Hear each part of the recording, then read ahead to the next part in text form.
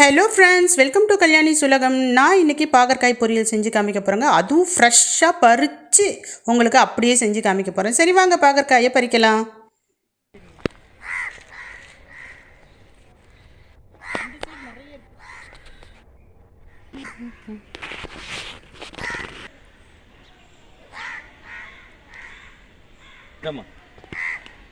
என்னோடய ஹஸ்பண்ட் தாங்க பாகற்காயை பறிச்சுக்கிட்டு இருக்காரு. இப்போ பறிச்சிட்டாரு. சரி வாங்க சமையல் பண்ண ஸ்டார்ட் பண்ணிடலாம். ஸ்டவ் ஆன் பண்ணி கடாய் வச்சுக்கலாங்க. கடாயில் பார்த்திங்கன்னா எண்ணெய் சேர்த்துக்குங்க. எண்ணெய் சேர்த்து கடுகு சேர்த்துக்குங்க. கடுகு சேர்த்து ஜீரகம் சேர்த்துக்குங்க. இப்போ இதெல்லாம் பொரியட்டும். பொரிஞ்ச பிறகு கடலைப்பருப்பு உளுத்தம்பருப்பையும் சேர்த்துக்கலாங்க. இது கூட 2 வெங்காயத்தை நான் அரிஞ்சு வச்சுருக்கேன், அதையும் சேர்த்துக்கலாங்க. இது கூட பார்த்திங்கன்னா 2 தக்காளி எடுத்து நம்ம கட் பண்ணி சேர்த்துக்கலாம். தக்காளி போட்ட உடனே நம்ம பார்த்திங்கன்னா உப்பையும் தேவையான அளவு உப்பு சேர்த்துக்கலாங்க. இப்போ இது எல்லாமே நல்லா சுருள வதங்கணுங்க. நல்லா வதங்கணும். இந்த பாகற்காய்க்கு பார்த்திங்கன்னா நல்லா வதங்குச்சுன்னா தான் கசப்பு இருக்காது. இப்போ நம்ம பார்த்திங்கன்னா கட் பண்ணி விதை இல்லாமல் கட் பண்ணி வச்சுருக்கிற இந்த ஃப்ரெஷ்ஷான இந்த பாகற்காயை இது கூட சேர்த்துக்கலாங்க. இப்போ நான் சேர்த்துட்டேன். சேர்த்தது பிறகு இது கூட கொஞ்சமாக பார்த்திங்கன்னா மஞ்சத்தூள் சேர்த்துக்கலாம், மிளகாய் தூள் சேர்த்துக்கலாம். இப்போ இது எல்லாத்தையும் 2த்தையும் சேர்த்து கிளறி விட்டுட்டு கொஞ்சம் நிறைய தண்ணி விட்டுக்குங்க. பாகற்காய்க்கு கொஞ்சம் நிறைய தண்ணி விட்டுக்குங்க. அந்த தண்ணியிலேயே வெந்து அப்படியே என்ன ஆகும் அப்படி சொல்லிட்டு பார்த்தீங்கன்னா நல்லா தண்ணி ட்ரை ஆக ஆரம்பிக்கும், சுண்டாக ஆரம்பிக்கும். அதே மாதிரி பாகற்காயும் நல்லா வெந்துடும். இந்த மாதிரி வேக வச்சிங்கன்னா பாகற்காயில் கசப்பு தெரியாதுங்க. குழந்தைங்களும் பார்த்திங்கன்னா விரும்பி சாப்பிடுவாங்க.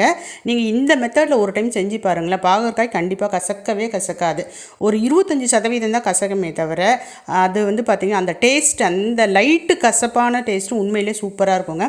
அப்படியே மூடி போட்டு சிம்மிலேயே வச்சு திறந்து கிளறி விட்டு அப்படியே சுண்டணும். அப்படியே பார்த்திங்கன்னா தொக்கு பதத்துக்கு வரணும். அந்த மாதிரி வரணும்.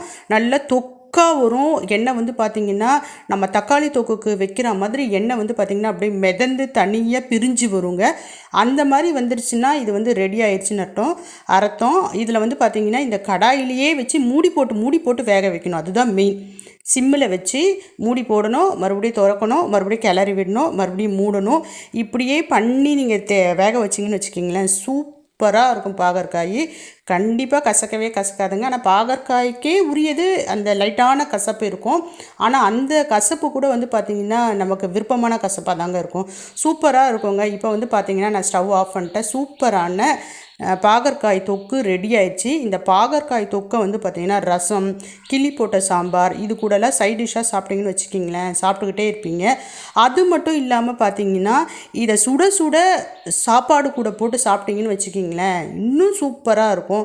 பாகற்காய் பார்த்திங்கன்னா உடம்புக்கு ரொம்ப நல்லதுங்க. குழந்தைங்க பார்த்திங்கன்னா சாப்பிட மாட்டேன்னு தான் சொல்லுவாங்க. நம்ம தான் சாப்பிட வைக்கணும். இது பார்த்திங்கன்னா இந்த குடலில் புழுக்கள் பார்த்திங்கன்னா குழந்தைங்களுக்கு காமன். ஏங்க பெரியவங்களுக்கே பார்த்திங்கன்னா புழு பிரச்சனை இருக்குங்க.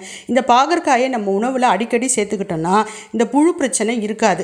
குழந்தைங்களுக்கு பார்த்திங்கன்னா ஸ்கூல் போகிற இடத்துல ரொம்ப கஷ்டப்படுவாங்க. இந்த புழு இருக்கிறது வெளியே சொல்லவும் முடியாமல் மெல்லவும் முடியாமல் ரொம்ப கஷ்டப்படுவாங்க. இந்த மாதிரி குழந்தைங்களுக்கு அடிக்கடி இந்த பாகற்காயை செஞ்சு கொடுங்க.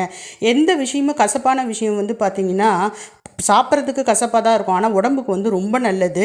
ஸோ அதனால் பார்த்திங்கன்னா கசக்குதுன்னு உங்கள் குழந்தைங்க வேணான்னு சொன்னாங்கன்னா விடாதீங்க, செஞ்சு கொடுங்க, சாப்பிடுவாங்க. உடலுக்கு ஆரோக்கியமானதுங்க. செஞ்சு சாப்பிட்டு எப்படி இருக்குன்னு சொல்லுங்கள். பாய்.